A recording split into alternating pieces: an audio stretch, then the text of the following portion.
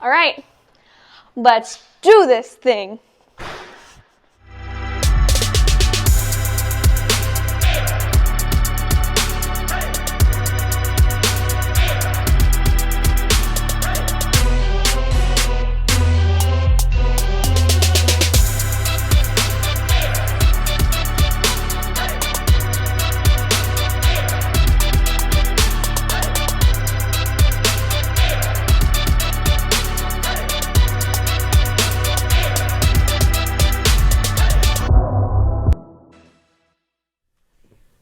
I raise a hallelujah in the presence of my enemies. I raise a hallelujah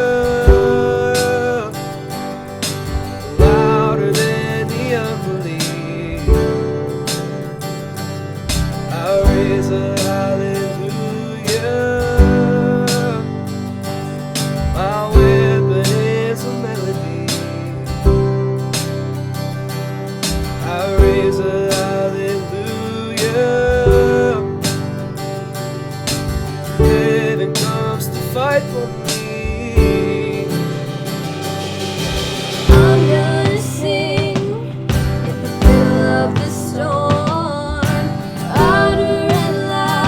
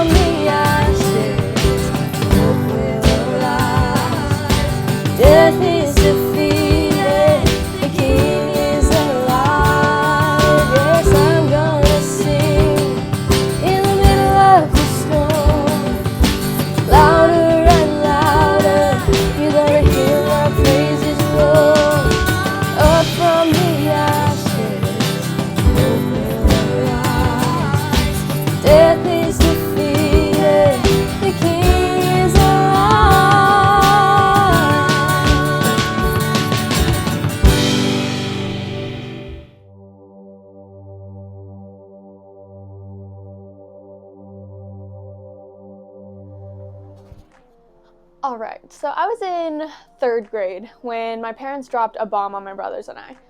They had been trying to sell our house most of the school year, and nobody was wanting to buy. It was 2008, the market was really bad. It is what it is. But it was good for us because my brothers and I didn't think we were going to have to move because nobody wanted to buy the house. And then, out of nowhere, some couple comes, they knock on our door, they leave a note saying they want to buy the house after we had already taken it off the market. We thought we were in the clear. We were wrong. So my mom sits me down one day and she tells me that we're moving. She explains at the end of the school year, we're going to move houses. I'm going to go to a new school. I'm going to have a new class, new friends, change my dance studio, all of it. I was not very happy. Everything I needed, everything I knew in my life, the classroom, I needed my class. My teacher was the best ever. I needed my friends. I needed my dance studio. My whole life was exactly how I knew and I liked, and I wanted it to stay that way.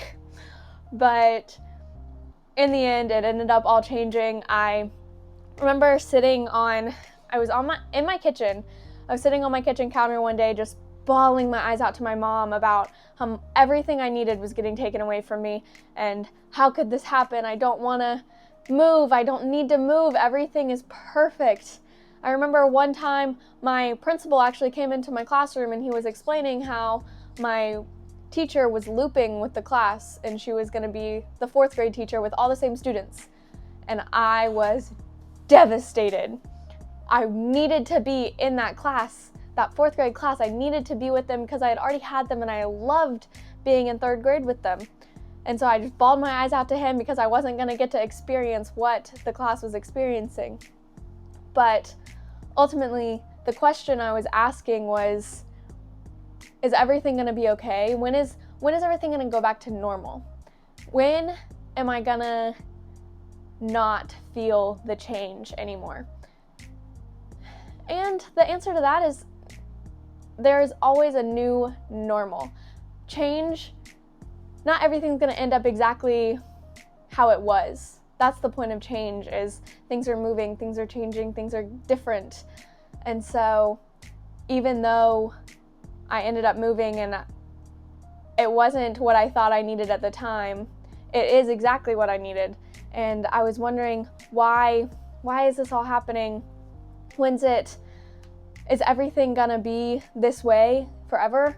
And everything ends up exactly how it's supposed to be because we have a God that goes before us and He's behind us, and He always makes sure that everything that we need is provided for and is taken care of. And that's exactly what He did for me. I ended up having a great year at my new school and I made new friends. And Isaiah 41:10, it talks about God is our protector. He's taking care of us. He comes before and behind us. He's always with us. And ultimately, that's probably the verse I needed to hear the most at the time, but it worked out perfect. Maybe you're asking, in this time of change, what will other people think of this? Or what if I can't do it? Like, what if I just can't? I don't think I can. What if I can't? Or it's always been this way. How am I gonna do anything else? How am I gonna live in any other scenario? Or maybe you say, I don't know how to. What do you expect me to do? I don't know how to deal with this, or I don't know what's gonna happen.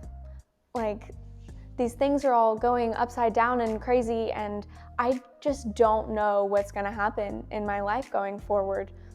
And the heart of all of those questions is, you can't control the situation. Change is out of our control. The effects and consequences of the change that we experience is entirely out of our control, and it's not up to us to worry about what's gonna happen, but we have to just take change where it comes and go forward with it. And it reminds me of the story of Jonah. So he's going out, he's swallowed by a whale. First off, can you imagine? But he's swallowed by a whale after he runs away from God and disobeys. And then he's sitting in this whale, he realizes, I've done something wrong. So he sits there and he prays. And he's like, God, I know I'm just I need your help. I need your help in this situation. And he doesn't pray, and he's not like, I'm sorry for running away, but he's thankful for who God is, and he's thankful he's not dead, and he asks for help. And then the whale vomits him up, which is always a fun part of the story. But he's back on land now, and God speaks to him again, and he tells him, go, and this time he does. And what he tells him to do is to follow and go share the news that he had originally given him. And you can find that in Matthew 6:25-27. And it says, therefore I tell you, do not be anxious about your life, what you will eat or what you will drink, not about your body or what you will put on. Is not life more than food, and the body more than clothing? Look at the birds of the air. They neither sow nor reap nor gather in barns, and yet your heavenly Father feeds them. And are you not of more value than they? And which of you, by being anxious, can add a single hour to his span of life?